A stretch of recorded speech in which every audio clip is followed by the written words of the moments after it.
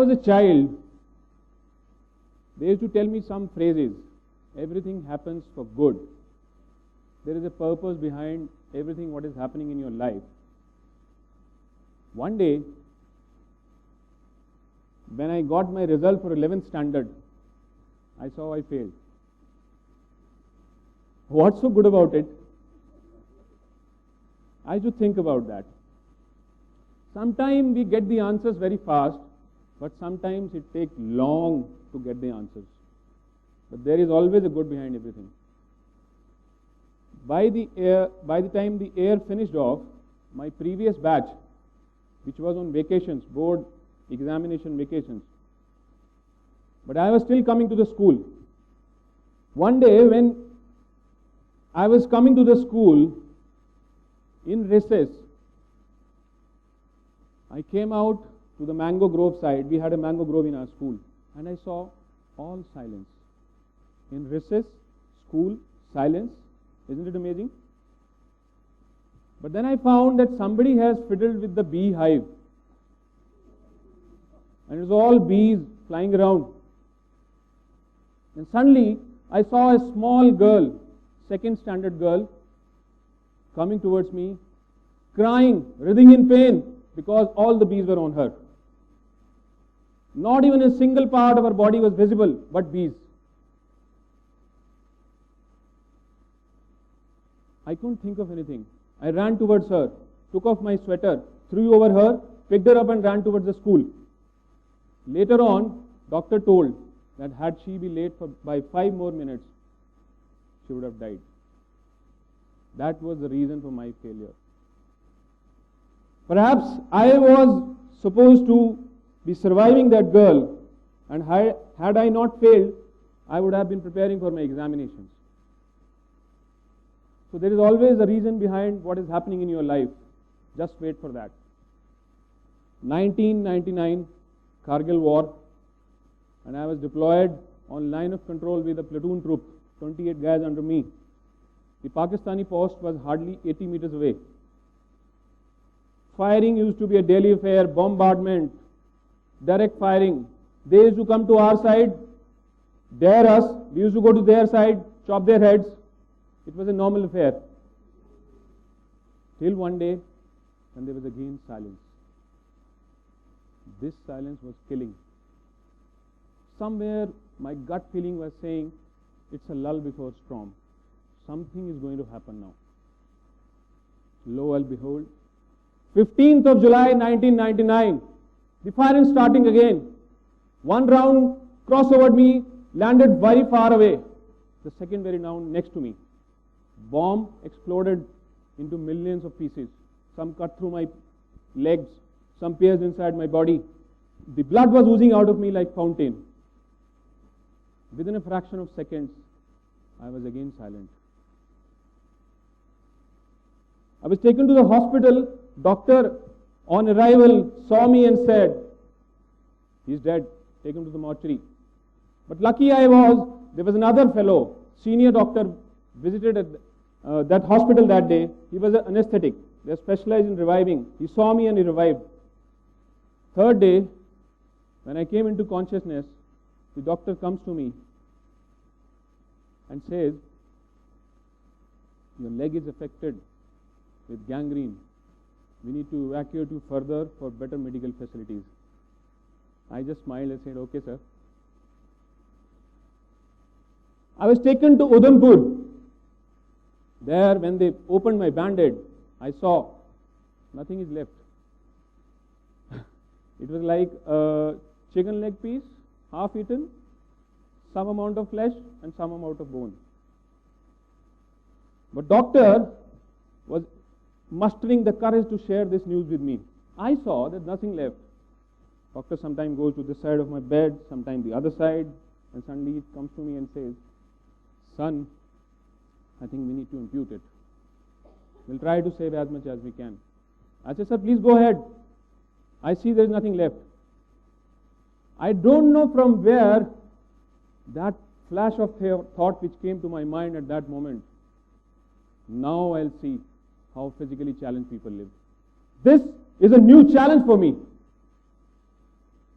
And then the life continued in hospital for good about 1 year. I used to be inside the ICU. By the time I had called for my small tape recorder, which I carried on my post, with a cassette of Sholay. Gabbar used to say, "Kitne aadmi the?" And that nurse, Nightingale, sitting in front of me used to feel, "Kaisa aadmi hai?" His folks outside are worried for his life. They are being given time, 72 hours more. He is dangerously ill. We never know when will he die. And he is enjoying inside. Because they could not take away my smile. After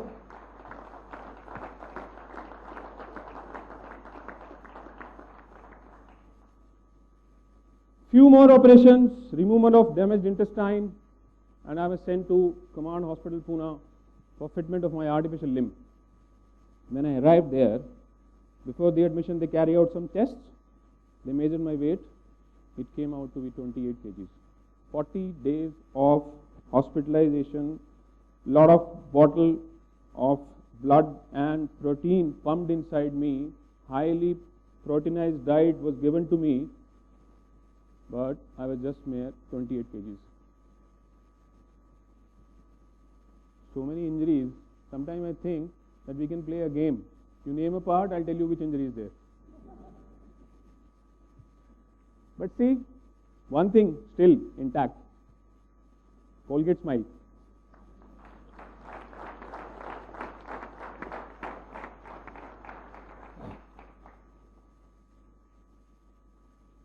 When I overcome this injuries with my attitude, I thought perhaps, I am good enough. I can take care of all this thing.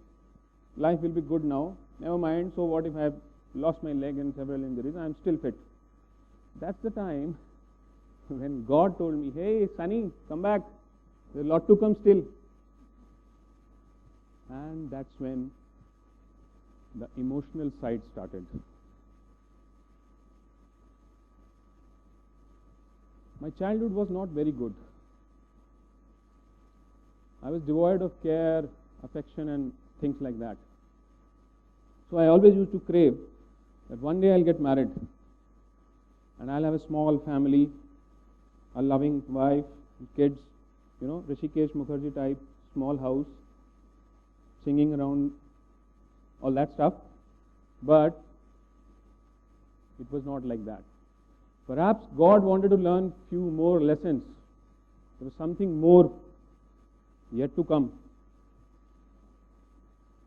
So, few more visit to the hospital, but this time it was to psychiatric ward. Twice I was admitted there. And then again I realized that I have to only fight it out. No one can support me for this. No medicines. Ultimately, we mutually decided to part away. She chose to go abroad and I chose to keep my son with me. One day, one of my seniors gives me a call and he asks, "Hi DP, how are you? How's things?" I said, "Sir, good. Limb is doing fine. Pains are under control. How's your parents?" I said, "Dad is recovering well out of schizophrenia attack. Mother has almost taken care of the heart ailment, but she's still down with asthma. And my son is okay." And he says, "DP, isn't it a little funny? When will this ordeal get over?" I don't know why, but the answer which came out of me even gives motivation to me. I said, "Sir, this is the fight between me and him. I am his disciple. I don't have any option. I have to win. And he is a good teacher. He is making me fit enough to win over him."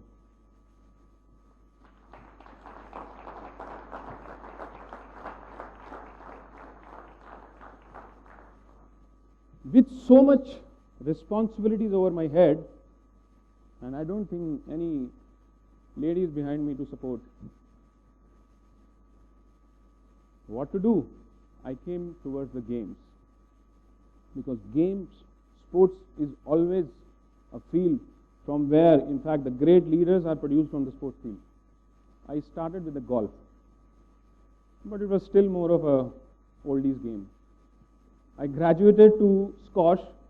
Initially, I was a little skeptical that how will I play squash, but then I realized it's possible, shifting a bit with the artificial limb, but still. It gave me a little bit of sweating out, but still, the athlete in me was craving for something more. The adrenaline rush, sweating out, running, feeling tired, I was still missing all that. The part which I wanted to go into, which was always my dream, I am still carrying that, rally sports. So I used to go to sponsors, because it's a very costly affair, and sponsors used to look towards me. Okay. We'll think. We'll get back to you. To never come back. That's the time when I saw one ad. Airtel Delhi Half Marathon 2009. And I realized, this is the place where I can prove my mettle again. Let me tell them what worthy I am. It was hardly around 40 days away, and I have to win back my stamina, my endurance, and I never knew even that how to run with this type of a limb. That's a second life which I was living. I had learned how to stand, I had learned how to walk, but running was still a question mark. Nevertheless, as I always say, options leads to confusion. So I gave away all the options. The only thing was to see the finishing line of 21 kilometers mark. I was on the road practicing.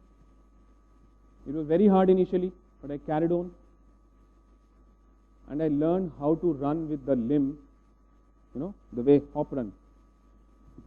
Like this. Because that limb actually is not meant for running. So the first marathon which I ran in 2009, it took me 3 hours 40 minutes to finish 21 kilometers. And I know those 21 kilometers, I was just fighting with me, myself, my body and my mind. When I finished that 21 kilometers, I still remember that elation feeling. After so many years, I was feeling tired and really hungry. I was sharing with one of my friends yesterday. First time in my life perhaps, I ate the apple with the core inside of that apple also. Generally we throw that. I was so hungry. Since then, every marathon I ran, I improved my timings. Till 2009, when I ran my first marathon with this blade. Because this is the blade which gives me running. I can run normally. This was again a challenge because after 12 years, I was supposed to run a normal style. And there's a lot of difference between that running, hop running and this. So God was not so easily ready to give this thing to me. There were a lot of medical things which came in between. And I'll share one most important. One of my splinters is here. Half an inch big, splinter stuck inside my ribs. Now because I was running, 70 kg was actually going up, down, up, down. The splinter perhaps got shaken up. I don't know why I started feeling pain. I thought perhaps it's a change of weather, some cough, cold or something. Gradually that pain started increasing. During night it used to be a difficult task for me even to lie down. Daytime it was okay because you were warmed up. All amount of whiskeys failed. Generally I don't go for medicines.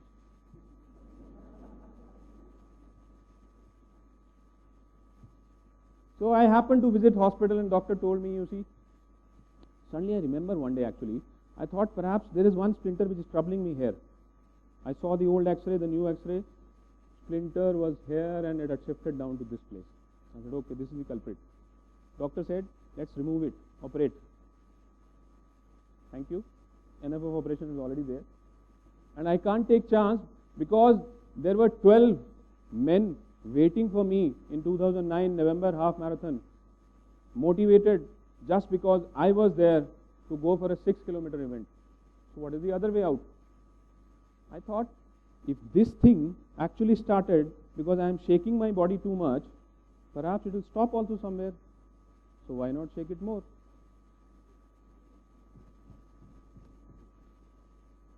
I even started running more. And actually it happened. One day, I don't know where it is stuck now. It is still silent. The last marathon which I ran in Mumbai, January, it took me 2 hours 26 minutes. From 3 hours 40 to 2 hours 26 minutes.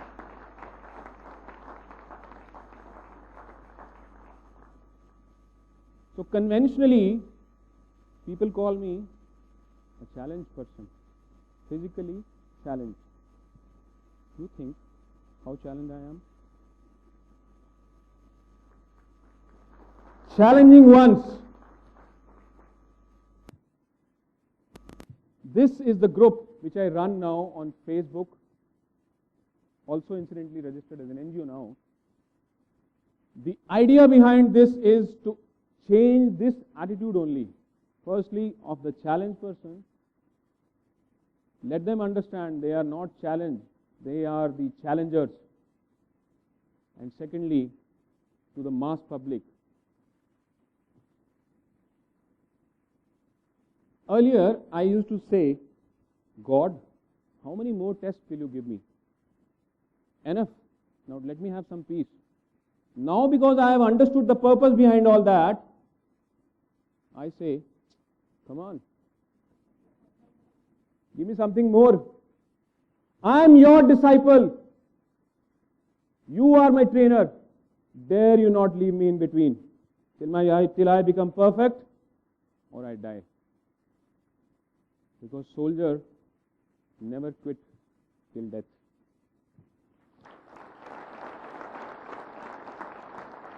Thank you.